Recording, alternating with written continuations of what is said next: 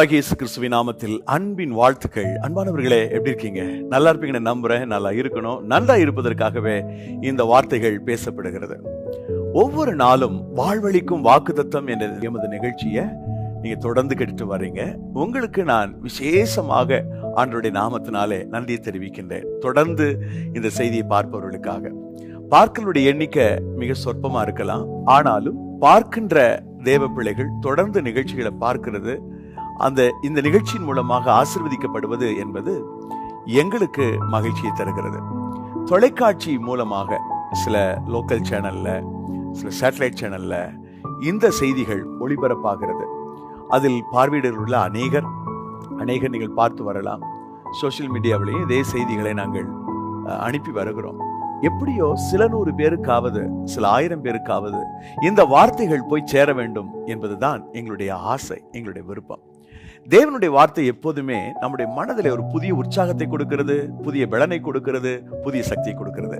அந்த வகையில் இந்த நாளிலும் கர்த்தருடைய வார்த்தை ஒரு புதிய உத்வேகத்தை, புதிய உற்சாகத்தை, புதிய நம்பிக்கையை நமக்கு நிச்சயம் கொடுக்கும் என்பதில் சந்தேகமில்லை. ஒவ்வொரு நாளும் நான் உங்களோடு ஒரு வாக்குத்தத்த வசனத்தை மையப்படுத்தி உங்களோடு இறை வார்த்தையை பகிர்ந்து வருகிறேன். அந்த விதத்தில் இன்றைக்கு நமக்கான வாக்குத்தத்தம் என்ன தெரியுமா? நீங்களே தெரிந்து கொள்ள ஆசைப்படுகிறீர்களா? அந்த வார்த்தையை பொழுது சொல்லுகிறேன். சங்கீதம் 34:19 அந்த வசனத்தை உங்களுக்காக நான் வாசிக்கின்றேன். அன்பானவர்களே, நீதிமானுக்கு வரும் துன்பங்கள் அநேகமாயிருக்கும், கர்த்தர் அவைகள் எல்லாவற்றில் நின்று அவனை விடுவிப்பார். தேவன் அவனை விடுவிப்பார்.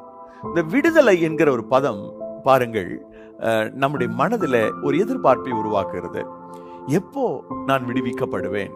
எப்பொழுது எனக்கு ஒரு டெலிவரன்ஸ் கிடைக்கும்? எப்பொழுது நான் சுதந்திரமாக வாழ முடியும்? எப்பொழுது இந்த பாக்கியம் எனக்கு கிடைக்கும் என்று இந்த உலகத்தில அந்த முடிவை, அந்த பாக்கியத்தை எதிர்நோக்கி இருக்கக்கூடிய மக்கள் கூட்டம் அதிகம்.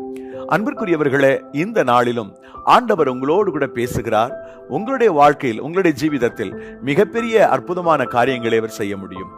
பல காரியங்களில எனக்கு விடுதலை இல்லை என்று நீங்கள் சொல்லக்கூடியவர்களாக இருந்தால், சிலர் பாருங்க, ஒரு விதமான தீய காரியங்களிலே ஈடுபட்டு அதிலிருந்து வெளியில வர முடியாமல், விடுவிக்கப்பட முடியாமல் கஷ்டப்படுகிறார்கள். அவர்களுக்கு கர்த்தர் விடுதலை கொடுக்க விரும்புகிறார். போதை வஸ்துக்களுக்கு அடிமையானவர்கள், லாகரி வஸ்துக்களிலிருந்து அதற்கு அடிமையாகியதிலிருந்து வெளியில வர முடியாத நிலையிலே தள்ளப்பட்டிருக்கிற மக்கள், ஒரு பெருங்கூட்ட மக்கள் இருக்கின்றார்கள். அதே போல சில நபர்கள் கடன் பிரச்சனை, கடன் பாரத்துக்கு நடுவில் சிக்கி தவித்து, ஒரு கடன் அடைச்சா மறுகடன் வந்துருது, ஒரு பிரச்சனை முடிஞ்சா மறு பிரச்சனை வந்துருது. கடன் பாரத்திலிருந்து விடுதலை இல்லை. சில பாருங்க, குடும்ப சமாதானமின்மை, ஏண்டா வீட்டுக்கு வரணும் இருக்கும், அந்த மாதிரி சில வீடுகள பிரச்சனை. அதனாலதான் சில குடும்ப தலைவர்கள் தாமதமாக வீட்டுக்கு வர்றாங்கன்னு நினைக்கிறேன். ஏன் வீட்டுக்கு வரோம் அப்படின்ற ஒரு மனநிலை. ஏனென்றால் வீட்டுக்குள்ள நுழைஞ்ச உடனே பிரச்சனை வந்துருது, வெளியில் இருக்கிற சமாதானம் வீட்டுக்குள்ள இல்லாம போயிடுது. சோ அப்படிப்பட்ட பிரச்சனையோடு நீங்க இருக்கலாம். நான் இந்த பிரச்சனையோடு எதிலிருந்தெல்லாம் விடுதலை தேவை என்கின்ற மனநிலையோடு மக்கள் இருக்கிறார்கள் என்பதற்காக இதை சொல்லுகிறேன். அப்படி சமாதானமின்மை என்கின்ற அந்த சூழலிருந்து விடுதலை இல்லாமல் மக்கள் சிரமப்படுகிறார்கள், சங்கடப்படுகிறார்கள். பல்வேறு விதங்களிலே சிந்தனையில ஒரு போராட்டமாகி அதிலிருந்து விடுதலை இல்லாமல் அவதிப்படக்கூடிய ஒரு பெரும் மக்கள் கூட்டம் இருக்கத்தான் செய்கின்றனர். சிந்தனை மண்டலத்திலே மிகப்பெரிய ஒரு போராட்டம், எனக்கு விடுதலை இல்லை, சிந்தனை மண்டலத்திலே மிகப்பெரிய ஒரு கடுமையான ஒரு யுத்தத்தை நான் செய்ய வேண்டி இருக்கிறது என்று சொல்லக்கூடிய நபர்களாக நீங்கள் இருக்கலாம். எனது அன்பு சகோதர சகோதரிகளே, இந்த நாளிலே உங்களுடைய வாழ்க்கையில எங்கே எப்படி விடுதலை தேவையோ அந்த விடுதலை கொடுப்பதற்கு என் அருள்நாதர் இயேசு கிறிஸ்து ஆயத்தமாய் இருக்கிறார், ஆசையாக இருக்கிறார். ஆம், விடுவிக்கிற தேவனாய் கர்த்தர் உங்களுக்கு ஒரு விடுதலை கொடுக்க உண்மையுள்ளவராக இருக்கிறார். விடுதலை அவர் நிச்சயம் தர முடியும். இந்த வசனத்தை கவனியுங்கள். கர்த்தர் எல்லாவற்றினின்றும் அவனை விடுவிப்பார். எவ்வளவு பிரச்சனையானாலும், எவ்வளவு உபத்திரவமானாலும், எவ்வளவு கஷ்டமானாலும், எல்லா கஷ்டத்திலிருந்தும், எல்லா நஷ்டத்திலிருந்தும் ஆண்டவர் உங்களை விடுவிப்பேன் என்று வாக்கு பண்ணுகிறார். இன்றைக்கு செய்தியை பார்த்து கொண்டிருக்கிற என் அன்பு சகோதரனே, சகோதரியே, தாயே, தகப்பனே, உங்களுக்காகத்தான் கர்த்தர் பேசுகிறார். உங்களுக்கு ஒரு விடுதலை உண்டு, நீங்கள் விடுவிக்கப்படுவீர்கள். உங்களுடைய வாழ்க்கையில் இருக்கிற எல்லா பிரச்சனையிலிருந்து ஒரு அற்புதமான விடுதலையை என் ஆண்டவர் இயேசு கிறிஸ்து உங்களுக்கு இன்றைக்கு கொடுப்பதாக வாக்கு பண்ணுகிறார். ஆகவே நம்பிக்கையோடு நான் சொல்லக்கூடிய விடயங்களை கவனித்து கேளுங்கள், நம்பிக்கையோடு கவனியுங்கள். எப்படி ஆகிலும் ஒரு விடுதலை எனக்கு கர்த்தர் தருவார் என்ற விசுவாசத்தோடு, நம்பிக்கையோடு தேவனாய் கர்த்தரை நோக்கி பாருங்கள். ஆண்டவருடைய அற்புதமான விடுதலையை நீங்கள் சுதந்திரிக்க முடியும். ஏற்கனவே நான் பேசி வருகிற போது நீங்கள் கவனித்திருப்பீர்கள், ஒவ்வொரு வாக்கு தத்தத்தையும் நாம் பெற்றுக்கொள்வதற்கு, ஒவ்வொரு வாக்கு தத்தமும் நம்முடைய வாழ்க்கையில் நிறைவேறுவதற்கு நாம் செய்ய வேண்டிய நிபந்தனைகள் என்ன என்பதை நாம் வேதத்தின் ஊடாக கற்றுக்கொள்ள வேண்டும். அந்த விதத்தில் இந்த ஒரு அற்புதம், இந்த ஒரு விடுதலை, இந்த ஒரு ரட்சிப்பு நமக்கு கிடைப்பதற்கு என்னெல்லாம் செய்யணும் அப்படின்னு இந்த வேதம் சொல்லுகிறது. குறிப்பாக சங்கீதம் 34 சங்கீதம் எனக்கு ரொம்ப பிடிச்ச சங்கீதம். இந்த சங்கீதத்துல பல பிரசங்கங்களை, பல சந்தர்ப்பங்களை நான் செய்திருக்கிறேன். விதவிதமான விதங்களில குறிப்பிட்ட வசனங்களை பிடித்து கொண்டு கர்த்தருடைய வார்த்தையை நான் பிரசங்கித்திருக்கிறேன். அது கேட்கிறவர்களுக்கல்ல, எனக்கு மிகவும் ஆசீர்வாதமாக, புதிய தெம்பை கொடுக்கிறதாக, புதிய பலனை கொடுக்கிறதாக இருக்கிறது. எனக்கு அன்பான தெய்வத்தினுடைய மக்களே, இந்த நாளிலே அருள்நாதர் இயேசு கிறிஸ்து உங்களுடைய வாழ்க்கையில், உங்களுடைய ஜீவிதத்தில் மிகப்பெரிய ஒரு ரட்சிப்பை, மீட்பை, ஒரு விடுதலையை தர விரும்புகிறார். ஆகவே ஒரு விடுதலையை பெற்றுக்கொள்வதற்கு என்ன நிபந்தனை இருக்கிறது என்பதைத்தான் நான் உங்களுக்கு சொல்ல விரும்புகிறேன். அது குறிப்பாக இந்த 34வது சங்கீதத்திலிருந்து. 34வது சங்கீதத்திற்கு ஒரு தலைப்பு கொடுங்கள் என்று யாராவது இடத்தில் கேட்டால் விடுதலை என்று நான் கொடுப்பேன். ஏனென்றால் விடுதலை செய்வதை குறித்தும், ரட்சிப்பை குறித்தும், நம்மை தப்புவிப்பதை குறித்தும், நம்மை காப்பாற்றுவதை குறித்தும் இந்த சங்கீதத்தில் மிக அழகாக தாவீது பாடியிருக்கின்றார். ஆகவே எல்லாவற்றிலிருந்தும் கர்த்தர் நம்மை விடுவிப்பதாக இன்னைக்கு வாக்கு கொடுக்கிறார். எல்லா காரியமும், நீங்க எதிலெல்லாம் உங்களுக்கு சிக்கல் இருக்குது, எதிலெல்லாம் விடுதலை இல்லை, எதிலெல்லாம் கஷ்டப்படுறீங்க, எதிலெல்லாம் ஒரு போராட்டம் இருக்குது, அது எல்லாத்திலிருந்தும் கர்த்தர் உங்களை விடுவிப்பேன் என்று வாக்கு பண்ணுகிறார். ஆம், God will deliver you. மிக துரிதமாக ஆண்டவர் உங்களுக்கு எங்கே விடுதலை தேவையோ அங்கே அவர் விடுதலை கொடுப்பதற்கு வல்லமையுள்ளவராக இருக்கிறார். ஆம், விடுதலை நிச்சயம் அவர் உங்களுக்கு கொடுப்பார், சந்தேகம் எல்லாம். ஆகவே இந்த அதிகாரத்துல நாம் வரிசையாக மேலிலிருந்து கீழே வரப்போகிறோம். ஒரு 5 குறிப்புகளை மாத்திரம் நான் உங்களுக்கு சொல்லி உங்களுக்காக ஜெபிக்க விரும்புகிறேன். உங்களுக்கு விடுதலை வேணுமா? நீங்க விடுதலை பெற விரும்புறீங்களா? மாமா பிரதர், கடன் பிரச்சனை பெரும் பிரச்சனை, அதற்கு விடுதலை இல்லை, எப்பந்தான் இந்த கடன் தீரும் அப்படின்னு நான் வழிமேல் வெளி வச்சு காத்திருக்கிறேன். இந்த கடன் இல்லாத வாழ்க்கை எப்போ வரும் அப்படின்றதான் என்னுடைய எக்ஸ்பெக்டேஷன் என்று சொல்லக்கூடியவங்களா இருக்கிறீங்களா? கவலைப்படாதீங்க, சீக்கிரத்துல கடன் இல்லாமல் வாழ்வதற்கு கர்த்தர் உங்களுக்கு உதவி செய்வார். ஒரு அருமையான தம்பி சில நாட்களுக்கு முன்பதாக எனக்கு துபாயில இருந்து தொடர்பு கொண்டார். பிரதர், என்னை கொத்தனார் வேலைக்குன்னு கூப்பிட்டாங்க, நான் வந்துட்டேன். ஆனா செப்டிக் டேங்க் கிளீன் பண்ண சொல்றாங்க, தயவு செய்து எனக்கு ஏதாவது ஹெல்ப் பண்ண முடியுமா, எனக்கு உதவி செய்ய முடியுமா என்று கேட்டார். நான் சொன்னேன், எனக்கு அப்படி உதவி செய்ய முடியாத நிலை, நான் அப்படி பணங்களை கொடுத்து உதவி செய்ய முடியாது, அப்படிப்பட்ட நிலையில தான் நான் இருக்கின்றேன். ஆனால் ஒன்று செய்ய முடியும், உங்களுக்காக மன்றாட முடியும், உங்களுக்காக ஜெபிக்க முடியும். நீங்கள் விட்டு விடாதீர்கள், மனம் சோர்ந்து போகாதீங்க, எப்படி ஆகிலும் ஒரு வழியை கர்த்தர் திறப்பார் என்று சில ஆலோசனைகளை சொல்லிக் கொடுத்தேன். நீங்கள் போய் இவர்களை பாருங்கள் என்று. நிச்சயமாக இந்த சகோதரன் விடுவிக்கப்படுவார் என்று நான் நம்புகிறேன். நிறைய பேரு தானாய் போய் சிக்கல் அகப்பட்டுக் கொள்கிறார்கள், யோசிக்காமல் ஒரு பிரச்சனையில் அகப்பட்டுக் கொள்கிறார்கள். பல நேரங்களிலே இது சாத்தியம்தானா, இது சாத்தியப்படுமா, இதுல ஒரு வெற்றி கிடைக்குமா, நாம் எடுத்துக்கொண்டிருக்கிற முயற்சியில ஜெயம் கிடைக்குமா என்பதெல்லாம் யோசிப்பதில்லை. மனதில் என்ன நினைக்கிறாங்களோ, மனதில் என்ன யோசிக்கிறாங்களோ, மனதில் என்ன சிந்திக்கிறாங்களோ அதை அப்படியே செஞ்சுட்டு போறாங்க. சோ அதனாலதான் பின் நேரங்களிலே அவர்களுக்கு பிரச்சனை வருகிறது, இக்கட்டு வருகிறது, ஒரு கடினமான சூழ்நிலையை சந்திக்கிறார்கள், விடுதலை இல்லாம கஷ்டப்படுறாங்க. அப்படி இந்த செய்தியை பார்த்து கொண்டிருக்கிற நீங்க விடுதலை இல்லாம யோசிக்காம செஞ்சிட்டேன் பிரதர் என்று நீங்கள் சொல்லக்கூடியவர்களா இருக்கலாம். அதே போல சமீபத்தில் ஒரு கல்லூரியினுடைய பேராசிரியர் அவர்களை நான் பார்த்தேன். அவர் கடன் பிரச்சனைக்கு நடுவில் யோசிக்காமல், திட்டமிடாமல் ஒரு நபரை நம்பி ஒரு காரியத்தில் இறங்கிவிட்டார். ஐயோ, என்ன சொல்வது, சாவதை தவிர வேறு வழி இல்லை என்று சொல்லுகிற போது என் மனம் அப்படியே மிகவும் துவண்டு விட்டது. ஐயோ, இந்த அன்பு மனிதரை எப்படி ஆகிலும் கர்த்தர் காப்பாற்ற வேண்டுமே, இப்படிப்பட்ட நெருக்கடி இந்த பிள்ளையை தூக்கி காப்பாற்ற வேண்டுமே என்று என்னுடைய மனம் துடித்தது. நிறைய நேரங்களில நாம் மனதில் என்ன யோசிக்கிறோமோ அதன்படி நம்முடைய முயற்சி எடுக்கிறோம், ஒரு பிரச்சனையில போய் மாட்டிக்கிறோம். சோ நீங்க எத்தகைய பிரச்சனையில் இருந்தாலும், எத்தகைய போராட்டத்தில் இருந்தாலும், எத்தகைய கடினமான சூழ்நிலையில் இருந்தாலும், அன்பானவர்களே, உங்களுக்கு ஆண்டவர் சொல்லுகிறார், நான் உங்களை விடுவிப்பேன், தைரியமா இருங்க. இந்த செய்தியை பார்த்து கொண்டிருக்கிற உங்களுக்கு கர்த்தர் சொல்லுகிற, திரும்ப திரும்ப சொல்லுகிற வார்த்தை, நான் உன்னை விடுவிப்பேன், ஐ டெலிவர் யூ. ஆண்டவர் சொல்றாரு, நான் உன்னை விடுதலை ஆக்குவேன். உன்னை காப்பாற்றுவான்ப்பா, நீ தைரியமாயிரு, யாருமே இல்ல உதவி செய்யறதுக்கு நினைக்காத, உன் தேவனாய் இருக்கிற கர்த்தராய் இருக்கிற நான் உனக்கு சொல்லுகிறேன், நான் உன்னை விடுவிக்கிற தேவனாக இருக்கிறேன் என்று சொல்லுகிறார். ஆக இந்த அதிகாரத்துல அவர் தன்னை விடுவிக்கிற ஒரு தேவனாக வெளிப்படுத்துகிறார். நான் என்ன செய்தால் எனக்கு அந்த விடுதலை வரும் என்று சொன்னால், முதலாவது நான் தேவனை தேடினால் அந்த விடுதலையை அனுபவிக்க முடியும். தேவனை தேடல் என்று சொல்லுகிறோம் பாருங்களேன், அது மிக அற்புதமான ஒன்று. தேவனை தேடல் என்று சொன்னால் அது நம்முடைய சுவாசத்தை போல, எப்படி ஆக்சிஜனை இழுத்து கார்பன் டை ஆக்சைடை வெளியில விடுறோமோ அது மாதிரி தான் இந்த தேவனை தேடுவது. காலை மாலை ஜெபம் செய்வது, வேதத்தை வாசிப்பது, வேத வசனங்களை தியானம் செய்வது, இப்படிப்பட்ட காரியங்களை ரெகுலரா நாம் தடையில்லாமல் செய்யக்கூடியவர்களாக இருக்கணும். நாம் அவருடைய முகத்தை தேடுறோமா, அவரை நோக்கி பார்க்கிறோமா? சோ நீங்க கர்த்தர் உங்களை விடுதலையாக்கணும், கர்த்தர் உங்களை ரட்சிக்கணும், கர்த்தர் உங்களுக்கு ஒரு நல்ல பாதுகாப்பான சூழ்நிலை தரணும்னு நீங்க விரும்பினீங்கன்னா மறந்துடாதீங்க, அவரை தேடுகிறதுல கவனமாயிருங்கள். உங்களுக்கு ஆன்சர் பண்றாரோ இல்லையோ, அவர் உங்களுடைய ஜெபத்துக்கு பதில் கொடுக்கிறாரோ இல்லையோ, உங்களுடைய பிரச்சனை அப்படியே இருக்குதா இல்ல மாறுதா, அதை பத்தி எல்லாம் யோசிக்காதீங்க. தேவனை தேடுவதை விட்டு விடாதீர்கள். அவருடைய முகத்தை நோக்கி பாருங்கள், அவருடைய பொன்முகத்தை நோக்கி பாருங்க. எப்படியாகலும் ஆண்டவர் எனக்கு ஒரு விடுதலை கொடுக்கணும், எனக்கு ஒரு சுகத்தை கொடுக்கணும், என்னை ஆண்டவர் தப்புவிக்கணும்னு சொல்லி அவரை நோக்கி பார்க்கின்ற அந்த பழக்கம் உங்களுக்கு இருக்கும் பட்சத்துல நிச்சயமாக ஆண்டவர் உங்களுக்கு உதவி செய்வார். காலையில எழுந்து ஜெபம் பண்ணுவது, மதியம் எழுந்து ஜெபம் பண்ணுவது, இரவில ஜெபம் பண்ணுவது, வேதாகமத்தை வாசிப்பது போன்ற தேவனை தேடுகிற காரியங்களை சரியாய் செய்வீர்களே ஆனால் எல்லா காரியத்திலிருந்து தேவனாகிய கர்த்தர் உங்களை விடுவிப்பார். 34வது சங்கீதத்தின் 4வது வசனத்தில் இப்படி வாசிக்கின்றோம், நான் கர்த்தரை தேடினேன், அவர் எனக்கு செவி கொடுத்து என்னுடைய எல்லா பயத்திற்கும் என்னை நீங்களாக்கி விட்டார். நான் கர்த்தரை தேடினேன், அவர் எனக்கு செவி கொடுத்து எல்லா பயத்துக்கும் நீங்களாக்கி விட்டார், அதாவது விடுவித்தார். பயம் என்கிற விஷயத்திலிருந்து விடுதலை. நிறைய பேருக்கு பாருங்களேன், இந்த உலகத்துல பயத்தின் ஆவி பிடிச்சு ஆட்டுது, எதையும் செய்ய முடியல. காலையில இந்த பதிவை செய்கிற போது ஒரு அருமையான சகோதரனோடு வாகனத்தில் போய் கொண்டிருந்தேன். ஒரு குறிப்பிட்ட சகோதரனை குறித்து சொன்னார். பிரதர், எத்தனையோ வழியை காமிச்சிட்டு இந்த சகோதரனுக்கு, ஆனா வர மாட்டேன்றாரு. காரணம், ஏற்கனவே செய்து கொண்டிருந்த வேலையை விட்டுட்டோம்னா, இது போயிடுச்சுன்னா அடுத்து என்ன பண்ண போறேன், அங்க சரியான வருவாய் இல்லைன்னா நான் ரொம்ப கஷ்டப்படுவேன் என்ற வீணான பய உணர்வு, வீணான அச்ச உணர்வு வாட்டி வதைக்கிறதுனால அந்த குறிப்பிட்ட ஒரு சின்ன இலையிலிருந்து வெளியில வர முடியல. விடுதலை இல்ல. பயம் மனுஷனை வாட்டி வதைக்கிறது.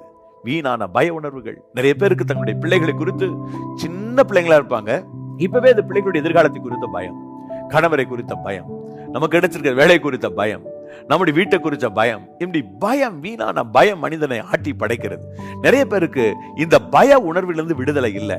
பயத்தோடு வாழ்கிற ஜனங்கள், அச்சத்தோடு வாழ்கிற மக்கள், இந்த பயத்திலிருந்து கர்த்தர் விடுவிப்பேன்னு சொல்கிறார்.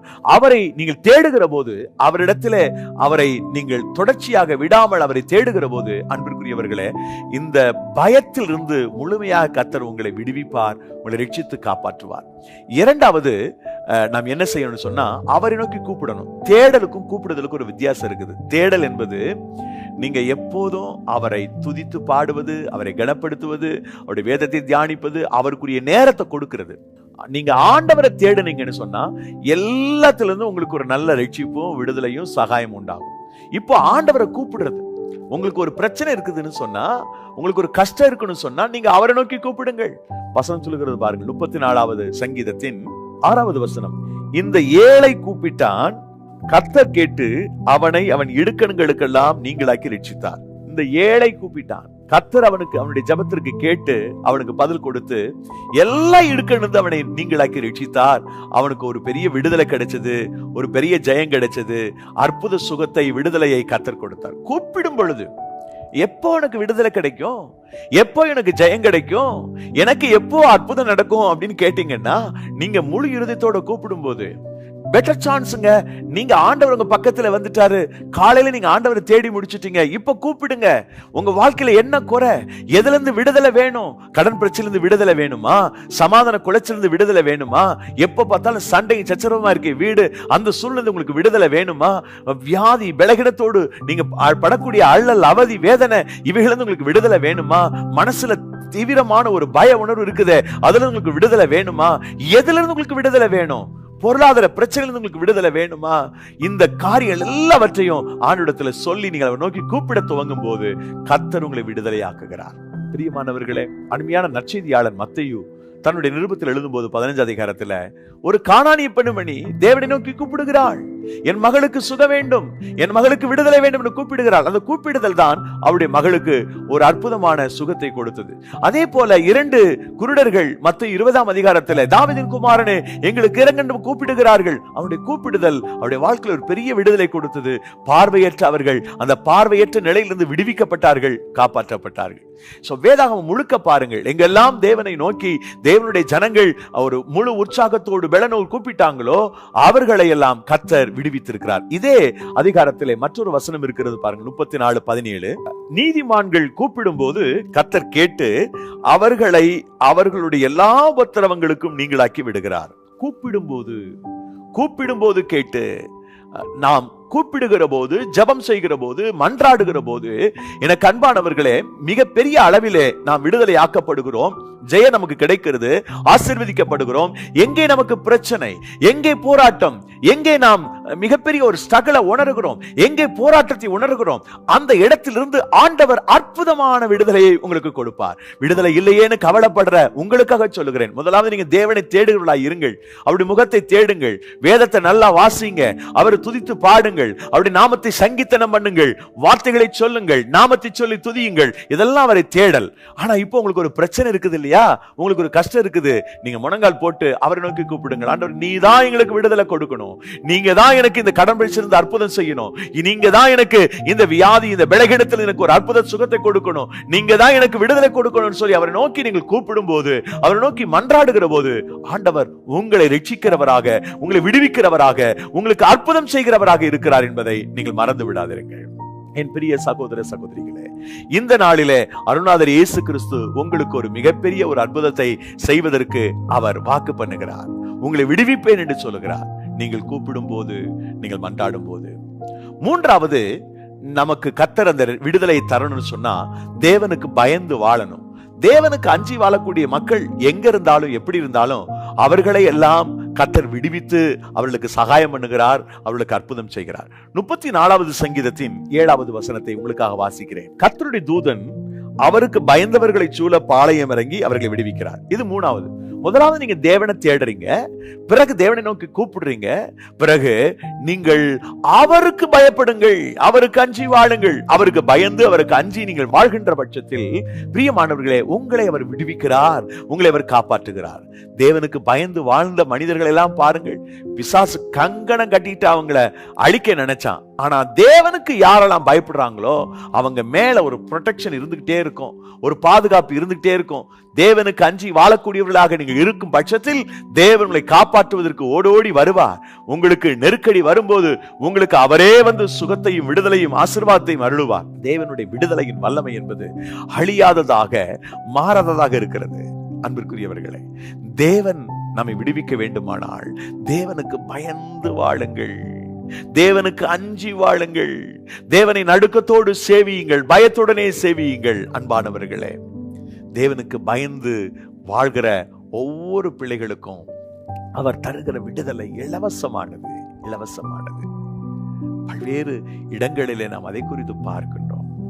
பல்வேறு இடங்களிலே நாம் அந்த விடுதலை குறித்து வாசிக்கிறோம். தாவீதுடைய வாழ்க்கையில் தான் பாருங்கள், எத்தனை முறை அவனுக்கு பிரச்சனை வந்தது, எத்தனை முறை கஷ்டம் வந்தது. ஆனால் இவன் தேவனுக்கு பயப்படுகிறான் என்பதனாலே கர்த்தர் இந்த மனுஷனுக்கு தேவைப்படுகிற போதெல்லாம் விடுதலை கொடுத்தார், தேவைப்படுகிற போதெல்லாம் கர்த்தர் சுகத்தை கொடுத்தார், ஆரோக்கியத்தை கொடுத்தார். அதனாலதான் இந்த மாதிரி சங்கீதத்தை தாவீதால பாட முடிஞ்சது.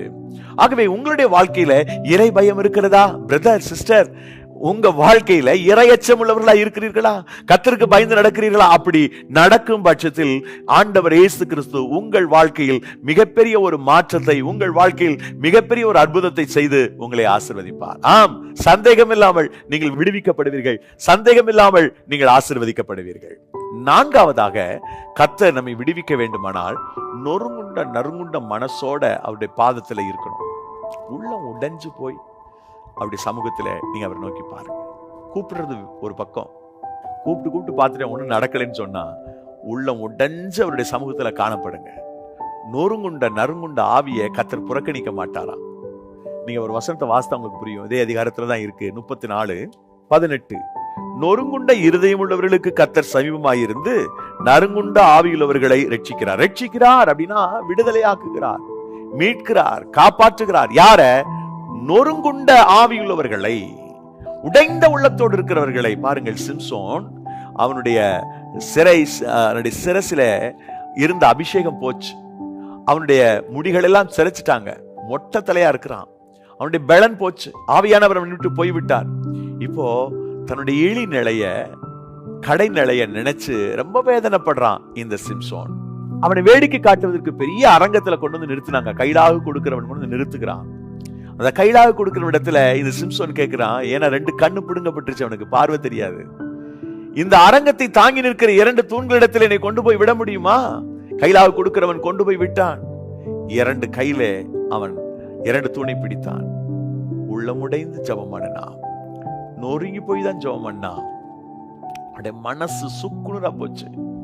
நான் பெலனா இருந்த போது, அபிஷேகத்தோடு இருந்த போது, பிரதிஷ்டையோடு இருந்த போது எனக்கு பயந்த இவர்கள் எல்லாம் இன்னைக்கு எனக்கு விரோதமா பேசுறாங்க, என்னை பரிகசிக்கிறாங்க.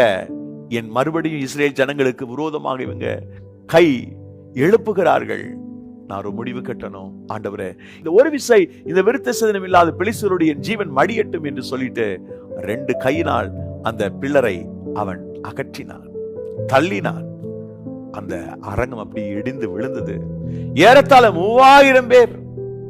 சிம்சோனும் மரித்து போனான். ஆனால் பைபிள் சொல்கிறது, உயிரோடு இருக்கும் பொழுது சாகடித்தவருடைய எண்ணிக்கையை விட செத்த போது மரித்தவர்கள் எண்ணிக்கை ரொம்ப அதிகம். மனம் உடைந்து, உள்ளம் உடைந்து ஜெபம் பண்ண உடனே இங்கே அவன் விடுவிக்கப்படல. ஆனால் இஸ்ரேல் மக்களுடைய விடுதலைக்காக ஒரு ஜெபம் செஞ்சான். அந்த ஜெபத்தை கர்த்தர் கேட்டார். நெருக்கடியா இருக்கிறீங்களா? பிரச்சனைக்கு நேரம் இருக்கிறீங்களா? உள்ளம் உடைஞ்சு போய் அவருடைய சமூகத்தை நோக்கி பாருங்க, உங்களை கர்த்தர் விடுவிப்பார். பிள்ளை இல்ல அப்படின்னு வேதனைப்பட்ட அன்னாள் இருதயத்தை ஆண்டவருடைய சன்னிதானத்தில் ஊற்றிவிட்டாள். கர்த்தருடைய சன்னிதானத்தில் இருதயத்தை ஊற்றிவிட்டாள். அவ்வளவுதான். அவருடைய ஜெபம் கேட்கப்பட்டது, மன்றாட்டு கேட்கப்பட்டது. மகிமையான சாமுவேலை பெற்றுக் கொண்டாள். தாவீதை பாருங்கள், தேவனுக்கு விரோதமாக தவறு செய்து அந்த பாவ கட்டிலே பாவ மன்னிப்பு அவனுக்கு இல்ல. பாவம் உன்னுடைய இருதயத்தை அடைக்கிறது. நான் எப்படி விடுதலை ஆக்க போகிறேன், எப்படி விடுதலை ஆக போகிறேன் என்று அவனுக்கு தெரியல. அவன் உள்ளம் உடைந்து ஜெபிக்கிறான். தேவரின் ஒருவருக்கே விரோதமாக நான் பாவம் செய்தேன் என்று சொல்லுகிற அந்த சங்கீதத்தில் தான் எழுதப்பட்டிருக்கிறது, தேவரின் நறுங்குண்ட ஆவியை புறக்கணியீர் என்று சொல்லுகிறான். அப்படி உள்ளம் உடைந்து, மனம் உடைந்து அவன் மன்றாடிய போதுதான் அன்பானவர்களே, அந்த பாவத்தினுடைய அடிமைத்தனத்திலிருந்து அவன் விடுவிக்கப்பட்டு மீண்டும் எழும்புகிறான், மீண்டும் சாதிப்பதற்கு எழும்புகிறான். கர்த்தரை பயன்படுத்தினார். இந்த நாளிலே கர்த்தர் உங்களுக்கு ஒரு அற்புதம் செய்ய வேண்டும் என்று சொன்னால், சில பிரச்சனைகளுக்காக உள்ளம் உடைந்து ஜெபம் பண்ணுங்க. 62ஆம் சங்கீதம் நினைக்கிறேன், ஒரு வசனம் இப்படி சொல்லுகிறது, ஜனங்களை எக்காலத்தில் அவருடைய நம்புங்கள், அவருடைய சமூகத்தில் உங்கள் இருதயத்தை ஊற்றி விடுங்கள். 84ஆவது சங்கீதம் சொல்லுகிறது, அழுகையின் பள்ளத்தாக்கை உருவ கடந்தார்கள், வெள்ளத்தின் மேல் பலனடைந்தார்கள். அழுகையின் பள்ளத்தாக்கை உருவ கடந்தார்கள். அழுகை, கண்ணீர், உள்ள உடைவு, இருதயம் நொறுங்கினது. இவைகளுக்கு நடுவில் ஒரு மனிதன் தேவனை நோக்கி பார்க்கிற போது அன்பானவர்களே, அவன் முழுமையாக விடுவிக்கப்படுகிறான், முழுமையாக விடுவிக்கப்படுகிறான். கடைசியாக 17வது வசனம் 19வது வசனம், நீதிமானை கர்த்தர் விடுவிக்கிறாரா? யார் நீதிமான்? ஆபகுக்கு சொல்றபடி, ரோமர் சொல்றபடி விசுவாசிக்கிறவன் நீதிமான். நல்ல நம்பிக்கை அவர் மேல வைங்க, உங்களை கர்த்தர் விடுவிப்பார். நம்புறவங்களுக்கு விடுதலை. யாரெல்லாம் தேவனை பிலீவ் பண்றாங்களோ, யாரெல்லாம் விசுவாசிக்கிறாங்களோ, தங்களுடைய நம்பிக்கையை தேவன் மேல் வைக்கிறார்களோ, அவர் அத்தனை பேருக்கும் ஆண்டவர் விடுதலை கொடுக்கிறார், ஜெயத்தை கொடுக்கிறார். உங்க வாழ்க்கையில், உங்களுடைய ஜீவிதத்தில் ஆண்டவர் பெரிய விடுதலை கொடுக்க முடியும், ஒரு பெரிய ஜெயத்தை கொடுக்க முடியும். ஆனா நீங்க அதுக்கு முன்னாடி அவரை நம்பணும், அவரை பிடிச்சுக்கணும். இயேசு கிறிஸ்து தான் என்னுடைய தேவன், இயேசு கிறிஸ்து தான் என்னுடைய இரட்சகர், இயேசு கிறிஸ்து தான் என்னுடைய மீட்பர், அவர் தான் என்னுடைய ஆலோசகர், அவர் தான் எனக்கு எல்லாம் என்று அவரை முழுமையாய் நீங்கள் நம்புகிற போது, எனக்கு அன்பான தெய்வத்தினுடைய பிள்ளைகளே, நீங்கள் விடுவிக்கப்படுவீர்கள், காப்பாற்றப்படுவீர்கள், ரட்சிக்கப்படுவீர்கள். நம்புவது, அவரை நம்பும் நம்பிக்கை. நாங்கள் ஆராதிக்கிற தேவன் எங்களை தப்புவிப்பார். ஒருவேளை அவர் தப்புவிக்காமற் போனாலும் எங்களுக்கு அதை பற்றி பிரச்சனை இல்லை. நாங்கள் நிறுத்தின பொற்சிலை வணங்குவதில்லை என்று சொன்னார்களே சாத்ராக், மேசாக், ஆபேத்நேகோ. எங்களுக்கு ஒரு நம்பிக்கை இருக்கிறது, நாங்கள் ஆராதிக்கிற தேவனை தப்புவிப்பார் என்கிறத நம்பிக்கை. இடைவிடாமல் ஆராதிக்கிற தேவனை தப்புவிப்பார் என்பதுதான் நம்பிக்கை என்பான் தானியேலை கேட்டார். எங்களுக்கு ஒரு நம்பிக்கை இருக்கிறதையா, நாங்கள் அவரை ஆராதிக்கிறவர்கள், அவரை தொழுது கொள்கிறவர்கள், அவரிடத்தில் ஜெபம் பண்ணுகிறவர்கள், எங்களுக்கு ஒரு நம்பிக்கை இருக்கிறது. இந்த இயேசு கிறிஸ்து எங்களை தப்புவிப்பார், காப்பாற்றுவார், ரட்சிப்பார், விடுவிப்பார். இந்த நம்பிக்கையுள்ளவர்கள் தான் நீதிமான்கள். அப்படிப்பட்ட நீதிமான்களுக்கு ஒரு பெரிய ரட்சிப்பை கர்த்தர் கொடுக்கிறார், ஒரு பெரிய மீட்பை கொடுக்கிறார். எனக்கு அன்பான சகோதர சகோதரிகளே, உங்களுடைய வாழ்க்கையில ஒரு பெரிய ரட்சிப்பை, ஒரு பெரிய மீட்பை கர்த்தர் கொடுக்க முடியும். உங்களுடைய வாழ்க்கையில் ஒருவேளை கடன் பாரத்திலிருந்து விடுதலை இல்லாமல் வேதனைப்படுகிறீர்களா? சமாதானம் இல்லாமல் குடும்பத்தில சமாதானம் இல்லையே என்று மிகப்பெரிய மன கஷ்டத்தோடு இருக்கிறீங்களா? சமாதான குலைச்சல் எனக்கு விடுதலை இல்லைன்னு சொல்லக்கூடியவங்களா இருக்கிறீங்களா? சுகவீனம் எல்லா வருமானங்களையும் மருத்துவத்துக்கே செலவு பண்ணி கஷ்டப்படுறேன் பிரதர், என்னுடைய சுகவீனத்திற்கு விடுதலை இல்லையேன்னு வேதனைப்படுறீங்களா? உங்களுடைய வாழ்க்கையில எதுல உங்களுக்கு விடுதலை தேவையோ அந்த விடுதலை கொடுப்பதற்கு அவர் உண்மையுள்ளவராக இருக்கிறார். சிம்பிள். நீங்க அவரை தேடுங்கள், அவரை நோக்கி கூப்பிடுங்கள், கர்த்தருக்கு பயப்படுங்கள், நறுங்குண்ட மனதோடு தேவ சமூகத்துக்கு வாங்க, அவரை நம்புங்க. விடுதலை நிச்சயம் உண்டு, நீங்கள் விடுவிக்கப்படுவீர்கள். ஜெபம் செய்வோமா? நேசிக்கிறீர்கள் பரலோக பிதாவே, ஆசீர்வாதம் உள்ள இந்த அருமையான தருணத்திற்காக நன்றி. இந்த நாளிலும் இந்த வார்த்தைகளை கேட்ட, இந்த பிரசங்கத்தை கவனித்துக் கொண்டிருந்த என் அன்பு சகோதர சகோதரிகள், பெரியவர்கள், தாய்மார்கள் ஒவ்வொருவரையும் ஆசீர்வதியும். ஆமப்பா, இந்த நாட்களிலே உலகத்திலே பல குடும்பங்களிலே சமாதானம் இல்லை, சந்தோஷம் இல்லை, சுகம் இல்லை, சுபிட்சம் இல்லை. ஆண்டவரே, அப்படிப்பட்ட நிலையிலிருந்து விடுதலை இல்லாமல் மக்கள் கவலைப்படுகிறார்கள், கஷ்டப்படுகிறார்கள், வேதனைப்படுகிறார்கள். இந்த நேரத்திலும் அப்படிப்பட்ட நிலைமையோடு இந்த வார்த்தைகளை கவனித்துக் கொண்டிருந்தால் என் அன்பு சகோதர சகோதரிகள், பெரியவர்கள், தாய்மார்கள் ஒவ்வொருவருக்காக ஜெபிக்கிறேன். நீர் உமது ஜனத்தை விடுவித்தருளும். தேவ சமாதானம் பிள்ளைகளை ஆண்டு கொள்ளட்டும். கர்த்தர் அற்புதம் செய்வீராக. எல்லா துதி கன மகிமை யாவும் ஒருவருக்கே செலுத்துகிறோம். இயேசு கிறிஸ்துவின் நாமத்தில் ஜெபிக்கிறோம் ஜீவனுள்ள நல்ல பிதாவே, ஆமென்.